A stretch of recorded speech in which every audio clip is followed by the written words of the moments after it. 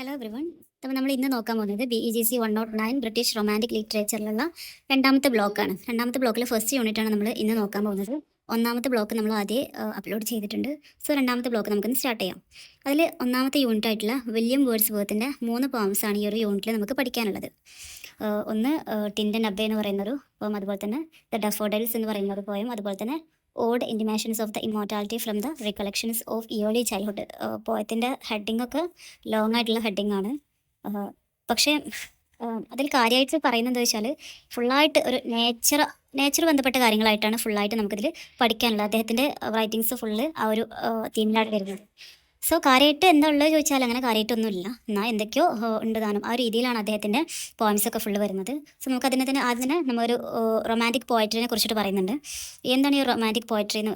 അതിൻ്റെ ഒരു കാലം ആണ് പറയുന്നത് 19th സെഞ്ച്വറിയിലുള്ള റൈറ്റിങ്സ് അഥവാ പോയിംസിനൊക്കെയാണ് എന്ത് പറയുന്നത്, റൊമാൻറ്റിക് പോയട്രി എന്ന് പറയും. റൊമാൻറ്റിക് പോയട്രി എന്ന് പറയുന്നത് ആ ഒരു കാലഘട്ടത്തിൽ എഴുതിയിട്ടുള്ള പോയട്രീനെയാണ് അത് പറയുന്നത്. അപ്പം അതുവരെയുള്ള കാലഘട്ടം എന്ന് പറയുന്നത് ന്യൂ ക്ലാസിസം ഏജ് ആണ്. അപ്പോൾ കൂടുതൽ സ്ട്രിക്റ്റ് ആയിട്ടുള്ള ലൈൻസും അതുപോലെ തന്നെ ഒരു ഓർഡർ, ഡിസിപ്ലിൻ ഒക്കെ ഉണ്ടായിരുന്ന ഒരു ടൈപ്പ് ഓഫ് റൈറ്റിങ്സ് ആയിരുന്നു ആ ഒരു കാലം വരെ ഉണ്ടായിരുന്നെങ്കിൽ ഈ ഒരു റൊമാൻറ്റിക് ലിറ്ററേച്ചറിൽ മാറിയതോടുകൂടെ ആളുകൾ എന്താണ്, പോയിറ്റ്സൊക്കെ ഒന്നുകൂടെ ഫ്രീ ആയി.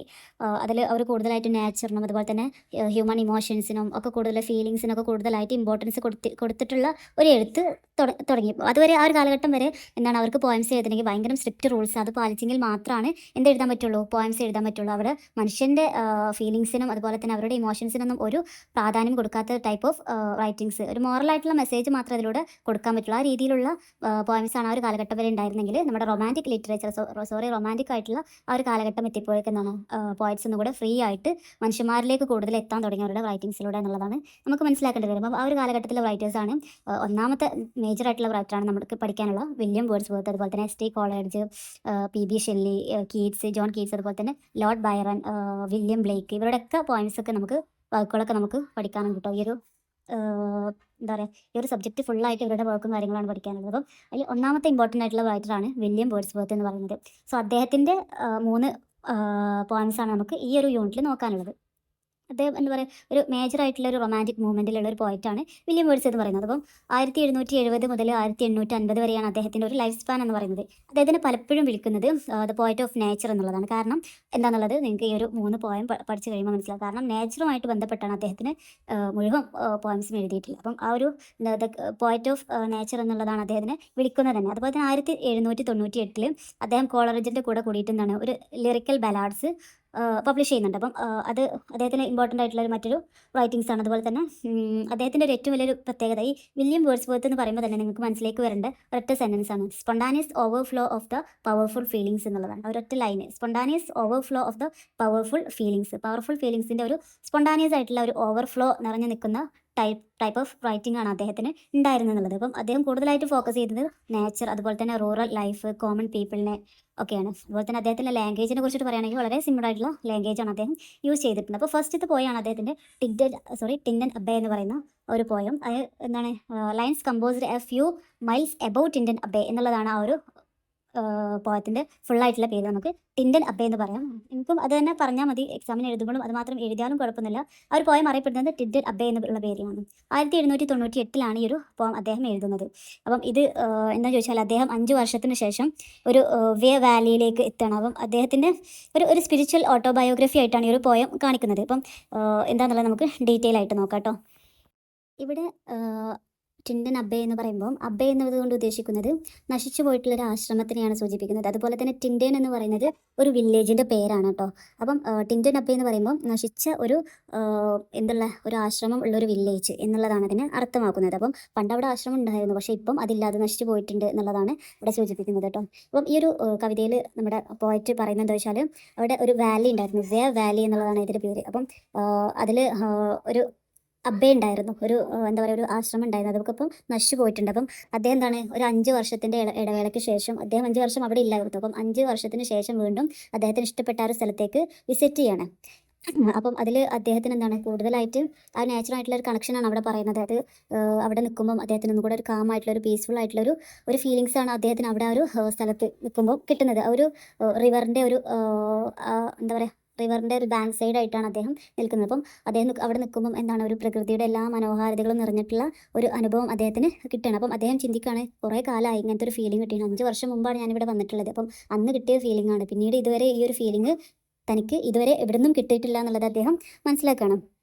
അങ്ങനെ അതുപോലെ തന്നെ ഈ ഒരു ഏതൊരു പ്രതിസന്ധി ഘട്ടത്തിലും തനിക്ക് ആശ്വാസമായിട്ട് വന്നിട്ടുണ്ടായിരുന്നത് നേച്ചർ മാത്രം ആണ് എന്നുള്ളത് അദ്ദേഹം അവിടെ പറയാണ്. കാരണം അദ്ദേഹത്തിന് ഏതൊരു മോശമായിട്ടുള്ള അവസ്ഥയിലും ഈ നേച്ചറിനെ കുറിച്ചിട്ടുള്ള ഓർമ്മകളാണ് അദ്ദേഹത്തിന് കൂടുതൽ കംഫർട്ടായിട്ടുള്ള അല്ലെങ്കിൽ ഒരു സമാധാനപരമായിട്ടുള്ള ഒരു ജീവിതം നൽകിയത് എന്നുള്ളതാണ് അദ്ദേഹം പറയുന്നത് കേട്ടോ. അതുപോലെ അദ്ദേഹത്തിന് ചിന്തിക്കാനും അതുപോലെ തന്നെ ഫീലിങ്സിനൊക്കെ ഉള്ള അതൊക്കെ ഉണ്ടാവാൻ തന്നെ കാരണം ഈ നേച്ചറുമായിട്ടുള്ള ചിന്തകളാണ് എന്നുള്ളതാണ് അദ്ദേഹം പറയുന്നത്. അപ്പം നേച്ചറിൻ്റെ ഒരു ഇതാണ് അവിടെ പറയുന്നത്. നേച്ചറായിട്ട് അദ്ദേഹം എത്രത്തോളം കണക്റ്റഡ് ആണ് എന്നുള്ളതാണ് ഈ ഒരു ത്രൂ ഔട്ട് ഈ ഒരു പോയതിൽ പറയുന്നത് കേട്ടോ. അപ്പം ഇത് എന്താണ്, ഈ നേച്ചറിനെ കുറിച്ചിട്ടുള്ള ഓർമ്മകൾ എന്താണ്, നമ്മളെ തന്നെ കൂടുതൽ ചിന്തിക്കാൻ കഴിവുള്ള ഒരു മനുഷ്യനാക്കിയിട്ട് നമ്മളെ മാറ്റി അത് ആ ഒരു അങ്ങനത്തെ ഒരു വ്യക്തിയാണ് നമ്മളെ സഹായിച്ചിട്ടുണ്ട് എന്നുള്ളതാണ്. നമ്മുടെ ചൈൽഡ്ഹുഡ് ആകുമ്പോൾ എന്താണ്, ചെറിയ കുട്ടികളൊക്കെ ആകുമ്പോൾ നമുക്കറിയാം നമുക്ക് നേച്ചറിനൊക്കെ ഭയങ്കര ഇഷ്ടമായിരിക്കും, നമ്മൾ അത് ഭയങ്കരമായിട്ട് ആസ്വദിക്കും. പക്ഷേ ആ ഒരു ആസ്വാദനം എന്ന് പറയുന്നത് ഫിസിക്കലായിട്ടുള്ളൊരു നേച്ചറിനെയാണ് നമ്മൾക്ക് ഒരു ഫിസിക്കലായിട്ടാണ് നമ്മൾ നേച്ചറിനെ എന്ത് ചെയ്തിരുന്നത്, ഇഷ്ടപ്പെട്ടിരുന്നത്, അല്ലെങ്കിൽ എൻജോയ് ചെയ്തിരുന്നത്.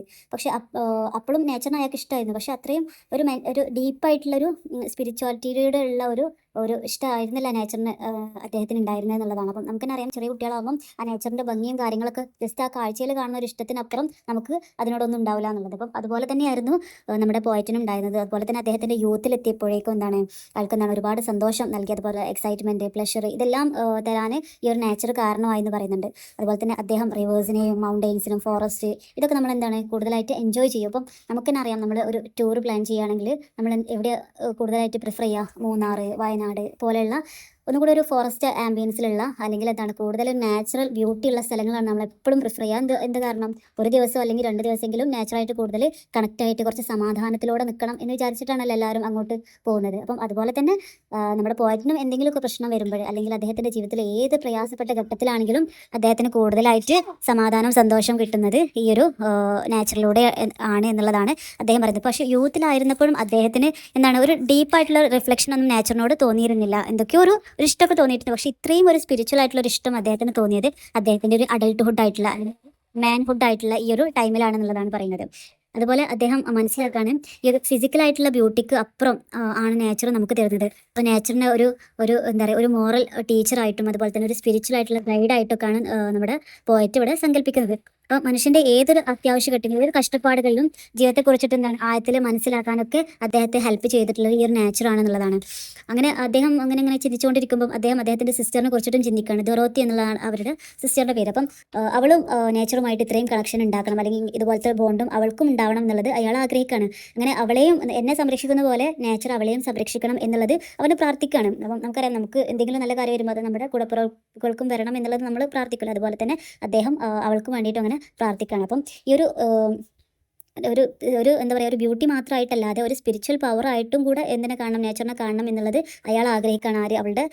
അദ്ദേഹത്തിൻ്റെ സിസ്റ്റർ അങ്ങനെ കാണണം എന്നുള്ളത് അയാൾ ആഗ്രഹിക്കുകയാണെന്നുള്ളത്. അപ്പം ഇങ്ങനെ നമ്മുടെ ഏതൊരു ഹാർഡായിട്ടുള്ള ഒരു അവസ്ഥയിലും നേച്ചർ നമുക്ക് എന്താണ് ആശ്വാസം ഇതൊക്കെ നൽകും എന്നുള്ളത് എന്താണ്, നേച്ചർ എനിക്ക് ആശ്വാസം തന്നിട്ടുണ്ട്, അതുപോലെ നിനക്കും അത് ആശ്വാസം തരും എന്നുള്ളത് അവളോട് പറഞ്ഞുകൊണ്ടിട്ടാണ് ഈ ഒരു പോയം അവസാനിക്കുന്നത്. അപ്പം അഥവാ ഈ ഒരു പോയം അവസാനിക്കുമ്പം ഒരു ഹോപ്പാണ് തരുന്നത്. എന്താണ്, നേച്ചർ എന്ന് പറയുന്നത് എപ്പോഴും ഓൾവേസ് നമ്മുടെ എന്താണ് ഹൃദയത്തിൽ അതിൻ്റെ ഒരു ഭംഗിയും അതിൻ്റെ ഒരു എന്താ പറയുക, ഒരു കംഫർട്ടായിട്ടുള്ള ഒരു പ്ലേസ് അത് എന്നും നമ്മുടെ ഹൃദയത്തിൽ സൂക്ഷിക്കപ്പെടും എന്നുള്ളത് പറഞ്ഞിട്ടാണ് അവസാനം ഈ ഒരു പോയം അവസാനിക്കുന്നത്. അപ്പം അവസാനം ആ ഒരു അങ്ങനെയൊക്കെ ചിന്തിച്ചത് പ്രസൻറ്റിൽ അയാൾ അപ്പം അവിടെ നിൽക്കുകയാണ്. പക്ഷേ അയാളുടെ കുട്ടിക്കാലത്ത് ഉള്ള എന്താണ് പാസ്റ്റിലേക്ക് അയാൾ കടന്നു പോയിട്ടുണ്ട്, വീണ്ടും പ്രസൻറ്റിലേക്ക് വീണ്ടും തിരിച്ചു വരുന്നുണ്ട്. അപ്പം ഇങ്ങനെയൊക്കെ പറഞ്ഞിട്ട് എന്താണ് അദ്ദേഹത്തിൻ്റെ പെങ്ങളോടും അദ്ദേഹം അങ്ങനെ ഒരാശ്വാസം എന്നുള്ള പോലെ, അപ്പം അയാൾക്ക് എന്ത് പ്രശ്നം ബുദ്ധിമുട്ട് വരുമ്പോഴും അതുപോലെ തന്നെ തനിക്കും അത് ആശ്വാസം നൽകും എന്നുള്ളത് തൻ്റെ സഹോദരിയോട് അദ്ദേഹം പറഞ്ഞു കൊടുക്കുകയാണ് ചെയ്യുന്നത്. അതാണ് ഇതിൽ ഈ ഒരു ത്രൂ ഔട്ട് പറയുന്നത്. അപ്പോൾ നേച്ചർ എന്ന് പറയുമ്പോൾ നമ്മൾ പീസ്ഫുള്ളായിട്ട് ചിന്തിക്കുമ്പോൾ പോലും നമുക്ക് എന്ത് കിട്ടും, ഒരു സമാധാനം കിട്ടും. അതുപോലെ തന്നെ ഈ ഒരു സ്പിരിച്വൽ ഗ്രോത്ത് നമുക്ക് കിട്ടുന്നത് ഈ ഒരു നേച്ചറിൽ നിന്നുള്ളതാണ് എന്നുള്ളതാണ് ഈ അവസാനം പറഞ്ഞു വെക്കുന്നത്. ഇതിൽ തന്നെ ഒരു 3 സ്റ്റേജസ് പറയുന്നുണ്ട്. ഒരു ചെറിയ കുട്ടിയായിരുന്നപ്പോഴുള്ള ബോയ്ഹുഡ് ഉള്ള പോയിറ്റിൻ്റെ ഒരു അവസ്ഥ, അതുപോലെ തന്നെ യൂത്തിലായിരുന്നപ്പോൾ നേച്ചറായിട്ടുള്ള ഒരു കണക്ഷൻ, മാൻഹുഡ് ആയിരുന്നപ്പോൾ വീണ്ടും നേച്ചറായിട്ടുള്ള ഒരു കണക്ഷൻ, അത് ആ കണക്ഷൻ കൂടി വരുന്നതായിട്ടാണ് നമുക്ക് കാണാൻ പറ്റുന്നത്. ഇതാണ് ഈ ഒരു പോയം എന്ന് പറയുന്നത്. ഞാൻ പറഞ്ഞല്ലോ, ഇതിൽ കാര്യമായിട്ടൊന്നുമില്ല, അദ്ദേഹത്തിൻ്റെ പഴയ ഓർമ്മകൾ, നേച്ചറായിട്ടുള്ള ഒരു കണക്ഷന് തന്നെയാണ്. അദ്ദേഹം എന്താ പറയുക, ഏത് വിഷമഘട്ടത്തിലും അദ്ദേഹത്തിന് തണലായിട്ടുണ്ടായിരുന്നത് ഈ ഒരു നേച്ചറാണെന്നുള്ളതാണ് അവസാനം അദ്ദേഹം പറഞ്ഞു വെക്കുന്നത്. പിന്നെ അദ്ദേഹത്തിൻ്റെ രണ്ടാമത്തെ പോയമായിട്ടുള്ള ദ ഡഫോഡിൽസ് എന്ന് പറയുന്ന പോയാണ് നമ്മൾ ഇനി ഡിസ്കസ് ചെയ്യാൻ പോകുന്നത്. അപ്പം ഈ ഡഫോഡിൽസ് എന്ന് പറയുമ്പോൾ നിങ്ങൾ ചിന്തിക്കേണ്ട കാര്യം എന്ന് വെച്ചാൽ നല്ല മഞ്ഞ നിറത്തിലുള്ള പൂക്കൾ സ്പ്രിങ്ങിലാണ് കൂടുതലായിട്ട് ബ്ലൂം ചെയ്ത് നിൽക്കുക. അപ്പം നമ്മുടെ ഈ ഒരു ലേക്കിൻ്റെ ഒക്കെ അടുത്ത് ഒക്കെ ആയിട്ടാണ് കൂടുതലായിട്ടും ഈ ഒരു ടൈപ്പ് ഓഫ് ഫ്ലവേഴ്സ് കാണപ്പെടുന്നത്. വളരെ മനോഹരമായിട്ടുള്ള ഒരു ഗോൾഡൻ നിറത്തിലുള്ള പൂക്കളെയാണ് ഇവിടെ ഡഫോഡിൽസ് എന്നതുകൊണ്ട് ഉദ്ദേശിക്കുന്നത്. അപ്പം ഈ ഒരു പോയം എന്ന് പറയുന്നത് നേച്ചർ, ഞാൻ പറഞ്ഞല്ലോ നേച്ചറായിട്ട് കണക്റ്റഡ് ആയിട്ടുള്ള പോയാണ്. അപ്പോൾ നേച്ചർ നമുക്ക് എങ്ങനെയാണ് സന്തോഷവും പീസ്ഫുള്ളും അതുപോലെ തന്നെ ഹാപ്പിനെസ്സും ഒക്കെ നൽകുന്നത് എന്നുള്ളതാണ് ഈ ഒരു പോയത്തിലൂടെ പറയുന്നത് കേട്ടോ. അപ്പം ഈ ഒരു പോയത്തിൻ്റെ ബിഗിന്നിങ് തന്നെ നമുക്ക് കാണാൻ പറ്റും. ഈ ഒരു പോയറ്റ് ഭയങ്കര ലോൺലി ആയിട്ടുള്ള അല്ലെങ്കിൽ ഭയങ്കര ഒരു എയിംലെസ് ആയിട്ട് നിൽക്കുന്നതായിട്ട് നമുക്ക് കാണാൻ പറ്റും. കാരണം അദ്ദേഹം എന്തിനോ വേണ്ടിയിട്ട് ജീവിക്കുന്ന ഒരു പ്രത്യേകതരം ഒരവസ്ഥയിലാണ് അദ്ദേഹം ഇപ്പം ആ ഒരു പോയറ്റ് ഇപ്പോൾ ഉള്ളത്. കാരണം അദ്ദേഹത്തിൻ്റെ ലൈഫ് തന്നെ ഭയങ്കര എയിംലെസ് ആയിട്ട് തോന്നുകയാണ്. ഭയങ്കര ലോൺലിനെസ്, ഒരു ഏകാന്തത അനുഭവപ്പെടുന്ന ഒരു ആളായിട്ട് അദ്ദേഹത്തിന് ഇങ്ങനെ ഫീൽ ചെയ്യണം. അപ്പം അദ്ദേഹത്തിന് പറയുന്നതാണ്, നമ്മുടെ ക്ലൗഡ്സ് ആകാശത്തിനാണ് ലക്ഷ്യമില്ലാതെ വെറുതെ അങ്ങനെ അങ്ങോട്ടും ഇങ്ങോട്ടും അലഞ്ഞു തിരിയുന്ന പോലെ അദ്ദേഹത്തിൻ്റെ ലൈഫ് വെറുതെ അങ്ങോട്ടും ഇങ്ങോട്ടും അലഞ്ഞു തിരിയുന്നതായിട്ട് അദ്ദേഹത്തിന് തന്നെ തോന്നണം. അപ്പം അദ്ദേഹം തന്നെ അത് പറയുമ്പോൾ അദ്ദേഹത്തിന് എന്താണ് ഒരു ലക്ഷ്യം ഇല്ല, ഒരു ലക്ഷ്യബോധം ഇല്ലാതെ അദ്ദേഹം വീണ്ടും ഇങ്ങനെ അലഞ്ഞു തിരിയുന്നതായിട്ട് അയാൾക്ക് തോന്നുകയാണ്. അങ്ങനെ ഇരിക്കുമ്പം അദ്ദേഹം എന്താണ് ഒരു അൺഫോർച്ചുനേറ്റ്ലി അദ്ദേഹം ഒരു കാഴ്ച കാണാണ്. ആ ഒരു ലൈക്കിൻ്റെയും അതുപോലെ തന്നെ മരങ്ങളുടെയൊക്കെ ഇടയിൽ നല്ല വിരിഞ്ഞു നിൽക്കുന്ന ഗോൾഡൻ നിറത്തിലുള്ള ഈ ഒരു ഡഫോഡൈൽസിൻ്റെ പൂക്കൾ അദ്ദേഹം കാണാണ്. ഒരുപാട് പൂക്കൾ, കുറച്ചൊന്നല്ല ഒരുപാട് പൂക്കൾ അദ്ദേഹം കാണാണ്. വളരെ മനോഹരമായിട്ട് അവർ കാറ്റടിക്കുമ്പോൾ അവർക്ക് എന്താണ് ഒന്നിച്ച് നൃത്തം ചെയ്യുന്നത് പോലെ അദ്ദേഹം കാണാണ്. ഈ ഒരു കാഴ്ച ആ പോയറ്റിൻ്റെ മനസ്സിൽ വളരെയധികം സന്തോഷം നൽകി. അദ്ദേഹത്തിൻ്റെ ലോൺലിനെസ് ഒക്കെ മാറി അദ്ദേഹത്തിന് കൂടുതലായിട്ട് മനസ്സിൽ സന്തോഷം നിറഞ്ഞൊഴുകാൻ തുടങ്ങി. അപ്പം ഈ ഒരു കാഴ്ച എന്ന് പറയുന്നത് നമ്മുടെ ആകാശത്തിൽ നക്ഷത്രങ്ങൾ നിറയായിട്ട് നിൽക്കുന്ന പോലെയാണ് അവിടെ ഈ ഡഫോഡൈൽസ് പൂക്കൾ നിറയായിട്ട് നിൽക്കുന്നത് എന്നുള്ളതാണ് കവി പറയുന്നത്. അപ്പം അപ്പുറത്ത് അതുപോലെ തന്നെ തിരമാലകൾ നൃത്തം ചെയ്യുന്നുണ്ടെന്ന് പറയുമ്പോൾ, പക്ഷേ ഡഫോഡൈൽസ് എന്ന് പറയുമ്പോൾ അതിലേറെ ഭംഗിയിൽ അവർ നൃത്തം ചെയ്യുന്നു എന്ന് പറയുന്നുണ്ട്. അപ്പം ഈ ഒരു കാഴ്ച പോയറ്റിന് ഏറ്റവും കൂടുതൽ ഒരു ഹാപ്പിനെസ് ഇതിലൂടെ കൊടുക്കുകയാണ്. അപ്പം വളരെയധികം സന്തോഷമാക്കുകയാണ്. അപ്പം ഈ ഒരു കാഴ്ച കണ്ട് അദ്ദേഹം തന്നെ പറയുകയാണ്, ഈ ഒരു കാഴ്ച കണ്ടാൽ ആർക്കും ദുഃഖിക്കാൻ കഴിയില്ല. കാരണം അത്രയും മനോഹരമായിട്ടുള്ള ഒരു കാഴ്ചയാണ് അത്. അപ്പം ഒരിക്കലും ആർക്കും ഈ ഒരു കാഴ്ച കണ്ടിട്ട് ദുഃഖിക്കാനാവില്ല എന്നുള്ളത് അദ്ദേഹം പറയുകയാണ്. അപ്പം അദ്ദേഹം ഇത് ഒരുപാട് നേരം ഇതങ്ങനെ നോക്കി ആസ്വദിച്ചിരുന്നു. പക്ഷേ പിന്നീട് അദ്ദേഹത്തിൻ്റെ ജീവിതത്തിൽ എപ്പോഴോ അയാൾക്ക് വീണ്ടും ഒരു സങ്കടം വന്നപ്പോൾ അദ്ദേഹം വീണ്ടും ദുഃഖിച്ചിരുന്നപ്പം അദ്ദേഹം വീണ്ടും ഈ ഡഫോഡൈൽസിനെ കുറിച്ചിട്ട് ആലോചിക്കുകയാണ്. അദ്ദേഹത്തിൻ്റെ ആ ഒരു മേജർക്ക് അദ്ദേഹത്തിൻ്റെ മനസ്സിലോട്ട് വരികയാണ്. അപ്പം ഇത് മനസ്സിലോട്ട് വരുമ്പം അദ്ദേഹത്തിൻ്റെ മുഖം പ്രസന്നമാവാണ്. അപ്പോൾ വീണ്ടും അദ്ദേഹത്തിന് ആ ഒരു ഡഫോഡൈൽസ് കാരണം അദ്ദേഹം വീണ്ടും സന്തോഷവാനാവുന്നു എന്നുള്ളതാണ് പറയുമ്പം ഈ ഒരു നേച്ചറിൻ്റെ ബ്യൂട്ടി മനുഷ്യൻ്റെ ഏത് സമയത്തും സന്തോഷവാനാക്കാനുള്ള ഒരു കഴിവിനെയാണ് നമ്മുടെ കവിയോട് സൂചിപ്പിക്കുന്നത്. അപ്പം ഒരു കാലത്ത് അദ്ദേഹം സന്തോഷം നൽകിയിട്ടുള്ള നാച്ചുറൽ ബ്യൂട്ടി വീണ്ടും അദ്ദേഹത്തിന് ആ ഒരു സങ്കടം വന്നപ്പോൾ അത് ആലോചിച്ചപ്പോൾ തന്നെ അദ്ദേഹത്തിന് കൂടുതൽ സന്തോഷം നൽകി എന്നുള്ളതാണ് പറയുന്നത്. അപ്പം ആ ഒരു നാച്ചുറും ഹ്യൂമൺ ആയിട്ടുള്ള ഒരു ബന്ധം, ആ ഒരു റിലേഷൻ എത്രത്തോളം ആഴത്തിലുള്ളതാണ്, അപ്പം അത് നമുക്ക് എത്രത്തോളം കണക്റ്റഡ് ആക്കാൻ പറ്റും ഒക്കെ എന്നുള്ളൊരു ഡീപ്പായിട്ടുള്ള ഒരു വേർഷനാണ് ഈ ഒരു പോയത്തിലൂടെ നമുക്ക് പറഞ്ഞു വെക്കുന്നത്. ഒന്നുകൂടെ നമുക്ക് ചിന്തിക്കാൻ ഒന്നുകൂടി ഈസി ആയിട്ടുള്ള ഒരു പോയാണ് കേട്ടോ.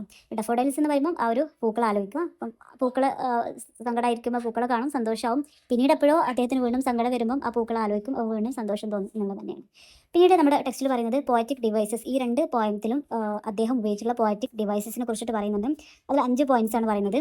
ഇമേജറി പറയുന്നുണ്ട്, സിമിലി പറയുന്നുണ്ട്, പേഴ്സോണിഫിക്കേഷൻ പറയുന്നുണ്ട്. ഇമേജറി എന്ന് പറയുമ്പോൾ ഓരോ എന്തെങ്കിലും ഒരു കാര്യം പറയുമ്പോൾ നമുക്ക് അതിൻ്റെ വിഷ്വലായിട്ടുള്ള രൂപം നമ്മുടെ മനസ്സിലേക്ക് വരും, അതാണ് ഇമേജറി എന്ന് പറയുമ്പോൾ. സിമിലി പറയുമ്പം ഇതുപോലെ ആസ്, ലൈക്ക് എന്നൊക്കെ വെച്ചുകൊണ്ട് ഉപയോഗിക്കുന്നതാണ് സിമിലി എന്ന് പറയുന്നത്. അതുപോലെ തന്നെ പേഴ്സോണിഫിക്കേഷൻ എന്ന് പറയുമ്പോൾ ഡഫോഡൈൽസ് ഡാൻസ് ചെയ്യാന്ന് പറയുന്നത് മനുഷ്യന്മാരാണ് ചെയ്യാറുള്ളത്. അപ്പം മനുഷ്യന്മാരുടെ ഒരു രൂപം കൊടുക്കുകയാണ് ആർക്ക്, ഡഫോഡൈൽസിന്. അതിനാണ് പേഴ്സോണിഫിക്കേഷൻ എന്ന് പറയുന്നത്. പിന്നെ ആലിട്രേഷൻ, ഡിക്ഷൻ മീൻസ് ലാംഗ്വേജ് ആണ് കേട്ടോ പറയുന്നത്. ഇപ്പോൾ സിമ്പിളായിട്ടുള്ള ഒരു നാച്ചുറൽ ലാംഗ്വേജ് ആണ് അദ്ദേഹം ഉപയോഗിച്ചത്. അതുപോലെ തന്നെ figures of speech as natural expression. അപ്പം ഈ ഒരു 6 പോയിന്റ്സുകളാണ് ഈ രണ്ട് പോയത്തിലും കൂടെ പോയറ്റിക് ഡിവൈസസ് ആയിട്ട് വരുന്നത്. ദെൻ മൂന്നാമതായിട്ട് അദ്ദേഹത്തിന് പറയുന്ന പോയാണ് ode intimations of immortality from recollections of early childhood എന്ന് പറയുന്നത്. ഇതിലും പറയുന്നതും സെയിം നേച്ചറായിട്ടുള്ള സംഭവം തന്നെയാണ് കേട്ടോ. അദ്ദേഹത്തിൻ്റെ ചൈൽഡ്ഹുഡിൽ അതുപോലെ ഗ്രോത്ത്, ലോസ്, മെമ്മറി, സ്പിരിച്വാലിറ്റി, ഇതൊക്കെയാണ് ഇതിലും പറയുന്നത് കേട്ടോ. അപ്പം അദ്ദേഹം ഇതിൽ പറയുന്നത് എന്താ വെച്ചാൽ ഹ്യൂമൻ സോള് വരുന്നത് എന്താണ്, ഒരു ഡിവൈൻ ആയിട്ടുള്ള ലോകത്തിൽ നിന്നാണ്. അപ്പം അഥവാ എന്താ പറയുക, ദൈവികമായിട്ടുള്ളൊരു ലോകത്തിൽ നിന്നാണ് മനുഷ്യൻ്റെ സോൾ ഉണ്ടാകുന്നത്. അപ്പം കുട്ടിക്കാലം എന്നൊക്കെ പറയുന്നത് അവർ ജനിച്ചിട്ട് വല്ലാതെ വർഷങ്ങളായിട്ടുണ്ടാവില്ല ആ ഒരു കുട്ടിക്കാലത്ത് എന്ന് പറയുമ്പം. അപ്പോൾ അപ്പോഴും അവർക്ക് ഒരു ഡിവൈൻ ആയിട്ടുള്ളൊരു എന്തൊക്കെയൊരു കണക്ഷൻ അവർക്ക് കുട്ടിക്കാലത്ത് ഉണ്ടാവും. അപ്പം അവർക്ക് ആ ഒരു കുട്ടിക്കാലത്തായിരിക്കുമ്പം നമുക്ക് നേച്ചറായിട്ട് നല്ല കണക്ഷൻ ഉണ്ടാകുന്നുണ്ട്. അപ്പം നമ്മുടെ കുട്ടിക്കാലത്ത് നമ്മുടെ നേച്ചറൊക്കെ ഭയങ്കര ബ്രൈറ്റ് ആയിട്ട് തോന്നിയിട്ടുണ്ടായിരുന്നു. ക്ലൗഡ്സ്, റിവേഴ്സ് ഒക്കെ ഒരു ഹെവൻലി ആയിട്ടുള്ളൊരു ഫീലിംഗ് ആയിരുന്നു നമുക്കൊക്കെ തന്നിട്ടുണ്ടായിരുന്നത്. പക്ഷേ ഒരു അതൊക്കെ ഒരു സ്വപ്നതുല്യമായിട്ടുള്ളൊരു കാലമായിരുന്നു. പക്ഷേ ഇപ്പം പോയിട്ട് തോന്നുന്നത് ഇപ്പം അത്ര ഇല്ല. ഇപ്പം അദ്ദേഹം കുറച്ചൊക്കെ ഒരു വലിയ മുതിർന്ന ആളായിട്ടുണ്ട്. അപ്പം അദ്ദേഹം മനസ്സിലാക്കുകയാണ് ആ ഒരു ബ്യൂട്ടി ഇപ്പം ഈ ഒരു നേച്ചറിന് ഇല്ല എന്നുള്ളത് അദ്ദേഹം മനസ്സിലാക്കുകയാണ്. പക്ഷേ ഇപ്പോഴും ആ മൂണും സ്റ്റാർസും അതുപോലെ തന്നെ റോസും എല്ലാം ഇപ്പോഴും കാണാൻ ഇപ്പോഴും ബ്യൂട്ടിഫുൾ തന്നെയാണ്. പക്ഷേ അദ്ദേഹത്തിന് എന്താണ് ആ ബ്യൂട്ടിഫുൾ ആയിട്ടുള്ള ഒരു ഫീലിംഗ് ആണ് അദ്ദേഹത്തിന് വരാത്തത് എന്നുള്ളതാണ്. അപ്പം മുമ്പത്തെ പോലത്തുള്ള ഒരു സ്പിരിച്വൽ ആയിട്ടുള്ള ഒരു ജോയ് ഈ സംഭവങ്ങളൊന്നും ഈ ഒരു നേച്ചർ കവിക്ക് നൽകുന്നില്ല എന്നുള്ളതാണ് കവി ഇവിടെ പറഞ്ഞു വെക്കുന്നത്. അപ്പം നമുക്കറിയാം നേച്ചർ എന്താണ് ഇപ്പോഴും ബേഡ്സിൻ്റെ ഒക്കെ ശബ്ദം ഉണ്ടാക്കുന്നുണ്ട്. നമുക്ക് ആ ഒരു ശബ്ദം നമുക്ക് തരുന്നുണ്ട്. അതുപോലെ തന്നെ ആട്ടുകുട്ടികളൊക്കെ ഓടി നടക്കുന്നത് നമ്മൾ കാണുന്നുണ്ട്. ആഹ് പക്ഷേ ഇങ്ങനെയൊക്കെയാണെങ്കിലും ഈ ഒരു ലോകം മുഴുവൻ സന്തോഷിക്കുന്നുണ്ടെങ്കിലും ആ പോയറ്റിന് മാത്രം ആ ഒരു സന്തോഷം, ആ ഒരു ഫീലിംഗ് കിട്ടുന്നില്ല. പണ്ട് കുട്ടിക്കാലത്ത് ഒരുപാട് സന്തോഷിച്ചിരുന്നു. അന്ന് ഒക്കെ ഭയങ്കരമായിട്ട് ആസ്വദിച്ചിരുന്നു. പക്ഷേ ഇപ്പം എല്ലാം ഉണ്ട്. ഇപ്പോൾ അതൊന്നും ആസ്വദിക്കാൻ പറ്റുന്നില്ല എന്നുള്ളതാണ് അവിടെ പറയുമ്പം അദ്ദേഹത്തിന് എല്ലാം നഷ്ടപ്പെട്ട എല്ലാം ലോസ്റ്റ് ആയിട്ടുള്ള ഒരു ഫീലിംഗാണ് അദ്ദേഹത്തിന് കിട്ടുന്നത്. പക്ഷേ കുട്ടികളെ സംബന്ധിച്ച് അവരിപ്പോഴും എൻഡ്ലെസ് ആയിട്ട് അവർ സന്തോഷത്തോടെ തന്നെ ജീവിക്കുന്നുണ്ട്. പക്ഷേ പോയറ്റിന് മാത്രം ഇപ്പോഴും ആ പഴയ ഒരു ഫീലിംഗ് അപ്പം അദ്ദേഹത്തിൻ്റെ ചൈൽഡ്ഹുഡ് മെമ്മറീസ് എന്താണ് നേച്ചറുമായിട്ട് ബന്ധപ്പെട്ട് ഇപ്പോഴും ആ ഒരു അത്രയും ബ്രൈറ്റോടെ നിൽക്കുന്നു. പക്ഷേ ഇത്രയും അത്ര ബ്രൈറ്റ് അദ്ദേഹത്തിൻ്റെ ഇപ്പോഴത്തെ ഒരു ഇതിൽ അദ്ദേഹത്തിന് തോന്നുന്നില്ല എന്നുള്ളതാണ്. അപ്പം നമ്മൾ വളരുന്നതോടൊപ്പം നമ്മുടെ എന്താണ് ആളുകൾ നേച്ചറുമായിട്ടുള്ള ഒരു ബന്ധം കുറഞ്ഞു കുറഞ്ഞു വരികയാണെന്നുള്ളതാണ് അദ്ദേഹം പറയുന്നത്. അപ്പം ഒരു സ്പിരിച്വലി എന്താണ് നമുക്ക് ഒരു കാഴ്ച നഷ്ടപ്പെട്ടു പോകും എന്നുള്ളത്. അപ്പം കൂടുതലായിട്ട് നേച്ചറായിട്ട് കണക്കും ആദ്യത്തെ പോയം പറയുകയാണെങ്കിൽ അദ്ദേഹം കൂടുതലായിട്ട് ചെറുപ്പത്തിൽ നേച്ചറായിട്ട് കണക്ഷൻ ഉണ്ടായിരുന്നെങ്കിലും വലുതായപ്പോഴാണ് അദ്ദേഹത്തിന് കൂടുതലായിട്ട് കണക്ട് ചെയ്യാൻ പറ്റിയെന്നുള്ളതാണ് അദ്ദേഹം പറഞ്ഞത്. പക്ഷേ ഈ ഒരു പോയത്തിലേക്ക് എത്തിയപ്പോഴേക്കും എന്ത് പറ്റി അദ്ദേഹത്തിന് ചൈൽഡ്ഹുഡിൽ കിട്ടുന്ന രസം ഇപ്പം കിട്ടുന്നില്ല എന്നും പറയുന്നുണ്ട്. അപ്പം ഇത് രണ്ടും പറയുന്നത് ഒരാൾ തന്നെയാണ്. അപ്പം അതാണ് ഈ ഒരു പോയത്തിൻ്റെ തമ്മിലുള്ള ഒരു അങ്ങോട്ടും ഇങ്ങോട്ടുള്ള ഒരു ഇതെന്ന് പറയുമ്പോൾ രണ്ടാളും ഡിഫറെൻ്റ് ആയിട്ടുള്ള ഒരു തീമിലാണ് ഇത് രണ്ടും പറയുന്നത് എന്നുള്ളതാണ്. അപ്പം ഇവിടെ പറയുന്നതും എന്താണ് ആ ചൈൽഡ്ഹുഡിൻ്റെ മെമ്മറീസ് പോലും അത്രയും പ്രിയപ്പെട്ടതാണെന്നുള്ള ഒരു അർത്ഥം മാത്രം നിങ്ങൾ മനസ്സിലാക്കി വെക്കട്ടെ. അപ്പം നമ്മുടെ ചൈൽഡ്ഹുഡ് എന്ന് പറയുമ്പോൾ നമുക്ക് എപ്പോഴും സന്തോഷം സമാധാനം തരുന്ന ഫീലിങ്സ് ആണ് നേച്ചറായിട്ട് പറയാനുള്ളത്. എങ്കിൽ പോലും അത് നമുക്ക് എന്താണ് ചിന്തിക്കാനേ പറ്റുള്ളൂ. അത് നമുക്ക് എന്താണ് തിരിച്ചു കിട്ടില്ല എന്നുള്ളതാണ്. അപ്പം പക്ഷേ ആ ഒരു ചൈൽഡ്ഹുഡ് മെമ്മറീസ് എന്താണ് ഇപ്പോഴും സ്റ്റിൽ റിമൈൻസ് എന്നുള്ളതാണ് ഈ ഒരു പോയം പറഞ്ഞു വെക്കുന്നത്. ഇതാണ് ഈ ഒരു 3 പോയംസിലൂടെ നമ്മുടെ പോയറ്റ് പറയാൻ ഉദ്ദേശിച്ചത്. നാച്ചുറായിട്ടുള്ള ഒരു കണക്റ്റ് ആയിട്ടുള്ള പോയാണ്. അപ്പം ഈ ഒരു പേര് കേൾക്കുമ്പോൾ തന്നെ ഓരോ പോയത്തിൻ്റെ പേര് കേൾക്കുമ്പോൾ തന്നെ നിങ്ങൾക്ക് അതിൻ്റെ ഉള്ളടക്കം എന്താണെന്നുള്ളത് നിങ്ങളുടെ മനസ്സിലേക്ക് വരും കേട്ടോ.